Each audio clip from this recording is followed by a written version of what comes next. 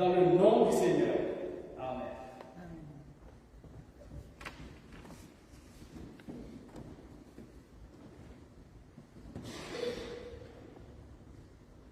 En ce premier dimanche, disons de manière anticipée, de l'Épiphanie, qui est aussi le baptême de notre Seigneur Jésus-Christ, nous allons réfléchir ensemble sur notre bilan, sur le sens du baptême de Jésus, sur mon ressenti personnel aussi, et le baptême, en conclusion, le baptême chez nous, à l'Église épiscopale. D'une manière générale, en fin d'année et en début d'une nouvelle année, les grandes entreprises font le bilan. Est-ce que tout a été positif ou négatif pendant l'année 2022? Il en est de même pour nous autres, aussi chrétiens, de faire notre bilan. Le moment est venu parce que nous démarrons une nouvelle année, qui c'est l'année 2023. On doit se poser la question à savoir, est-ce que nous étions au rendez-vous avec Dieu pendant cette année 2022? Combien de fois nous avons raté l'occasion de rencontrer Dieu sans le savoir, bien évidemment, à cause tout simplement de notre maladresse, de notre jugement. Sachez bien, quand je parle de rencontrer Dieu, il ne s'agit pas d'une rencontre physique, mais il s'agit tout simplement d'une rencontre avec Dieu à travers le prochain, à travers le voisin, à travers l'autre. Combien de fois vous avez insulté, rabaissé, humilié Dieu sans le savoir, parce que Dieu est surprenant, imprévisible, et dans notre incompréhension humaine, on le voit même des fois comme un Dieu de contraste. Le Fils de celui qui a le pouvoir sur tout est né dans une mangeoire. Est-ce que vous avez déjà vu ça? Celui qui est sans péché se fait baptiser par un pauvre pécheur. Est-ce que vous avez déjà vu ça? Il faut considérer Jésus, c'est comme le fils d'un propriétaire d'une chaîne restaurant à travers le monde, une chaîne restaurant de première classe, mais qui préfère aller manger avec les SDF, les sans-abri, les personnes qui sont considérées comme inférieures. Qu'en est-il du baptême de Jésus à travers l'évangile de Matthieu?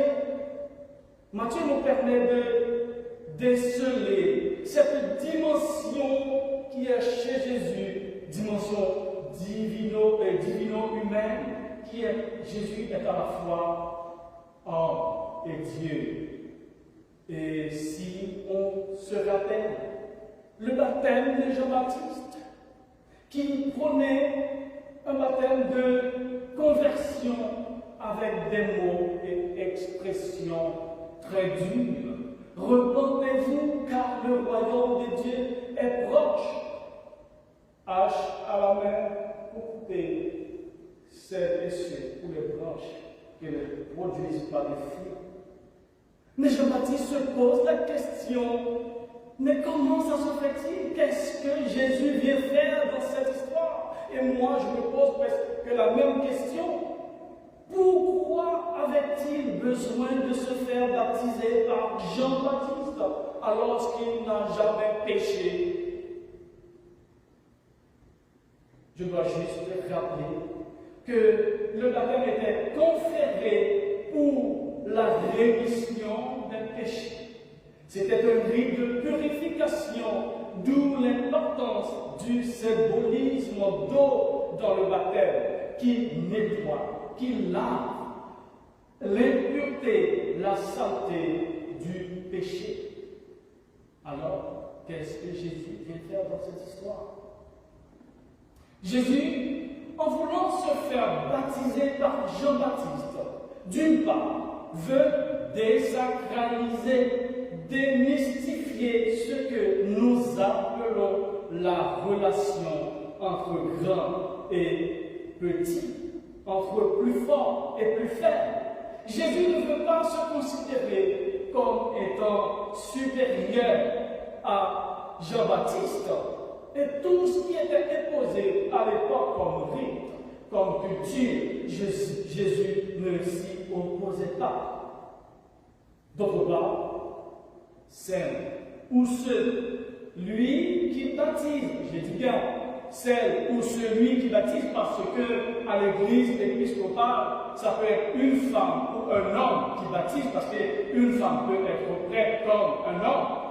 Et bien, celle ou celui qui baptise n'est qu'un simple serviteur ou servant, qui n'est pas plus important que celui qui reçoit le baptême. Au contraire, selon la logique même de ce récit, le plus important est le baptisé, mais pas celui qui fait le baptême. Maintenant, j'ai parlé de ressenti personnel. Quel est donc mon ressenti personnel? En analysant la discussion entre Jésus et Jean-Baptiste autour de baptême, ça me fait penser à moi juste après mon ordination sacerdotale, c'est-à-dire comme prêtre, comme un petit novice. J'étais étonné d'entendre des gens qui me disaient: il faut que tu me fasses une bénédiction. Et c'était pas n'importe quelle personne. Parmi celles et ceux qui n'étaient pas ordonnés, par exemple, j'ai pris le cas d'Ariette Rivière, qui a une grande carrière, presque 30 ans de ministère. Ce qu'elle fait tous les jours, c'est quelque chose d'exceptionnel. Et je pense qu'on doit célébrer ça une fois arrière, parce que c'est important.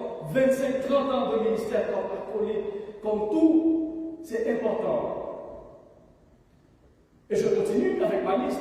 Je ne vais pas tout citer, mais il y avait aussi Richard Paul, qui est un diacre de carrière. Mère Hélène, qui a plus de 20 ans de ministère. Walter, qui, je pense, c'est celui qui a beaucoup plus de temps en termes de ministère dans la convocation, me disait ça. Et en plus, mes évêques, Marc Edildon et Pierre, j'étais presque comme Jean à Jésus qui ne voulait pas baptiser Jésus, mais disait à Jésus de préférence: mais c'est à toi, c'est toi qui dois me baptiser. Eh bien, en cela, j'ai deux messages importants qui m'ont été envoyés. C'était quoi? Le premier, c'est que, en me disant de faire une bénédiction, il désacralise comme Jésus la relation entre grand et petit, entre ancien et nouveau. Deuxième message que j'ai reçu, c'est-à-dire, dorénavant, du monde, tu n'es plus la même personne spirituellement parlant, car tu as une nouvelle mission, et celle-ci est la plus importante de toute ta vie. Et j'ai ensuite, tout de suite compris, la charge qui m'a été imposée est très lourde. Et c'est ce symbolisme, imposition des mains, quand les prêtres, pendant l'ordination, posent la main ou les mains sur la tête du candidat. Cela veut dire que vous avez une grande responsabilité, une charge qui est lourde. Et en fait, chers amis dans le Seigneur, qu'en est-il du baptême dans l'Église épiscopale, qui est une Église mondiale? Le baptême chez nous, c'est-à-dire à l'Église épiscopale qu'on va trouver dans toutes les langues, dans presque toutes les langues, eh bien, est un sacrement par lequel on est entré dans le corps du Christ qui est Église. Le plus important pour nous, ce n'est pas la manière de faire le baptême, mais c'est ce que Jésus a ajouté au baptême, c'est-à-dire l'Esprit Saint, le Saint-Esprit. C'est ça qui est plus important pour nous. Et la question que je voudrais poser avant de terminer, est-ce que Jésus avait remis en cause le baptême de Jean sur la manière de faire La réponse est non. Et c'est l'une des raisons pour lesquelles nous ne rebaptisons pas les gens à l'église épiscopale. C'est-à-dire, on n'a pas posé la question si ça a été fait par un pasteur ou par un prêtre, dans une piscine, dans une rivière, par immersion ou par aspersion. Mais le plus important pour nous, c'est que c'est l'Esprit Saint qui n'est pas de notre travail, mais qui est le travail de Dieu.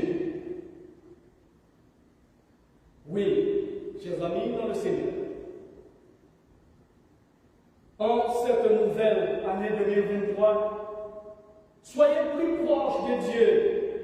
Laissez Dieu agir dans notre vie. Et Dieu nous demande de faire, comme il a demandé à Jean-Baptiste, de faire comme d'habitude. C'est-à-dire, c'est comme, faites comme chez vous, parce qu'il n'y a pas vraiment une distance entre nous avec Dieu, parce que Dieu est partout avec nous. Arrêtez de faire le malin avec Dieu. Vous n'allez pas voir Dieu physiquement face à face, mais Dieu, l'homme ressent. C'est Dieu nous a créés à sa ressemblance. Et que le voisin, celui qui est à côté de nous, celui qui est dans notre travail, dans notre communauté, c'est Dieu. Oui, Dieu nous demande de nous associer tout simplement avec lui, mais continuer à faire comme d'habitude dans notre réalité quotidienne. Ainsi, donc, il dira, oui, celui-ci est mon fils bien-aimé, et nous serons heureux pour le temps et pour l'éternité.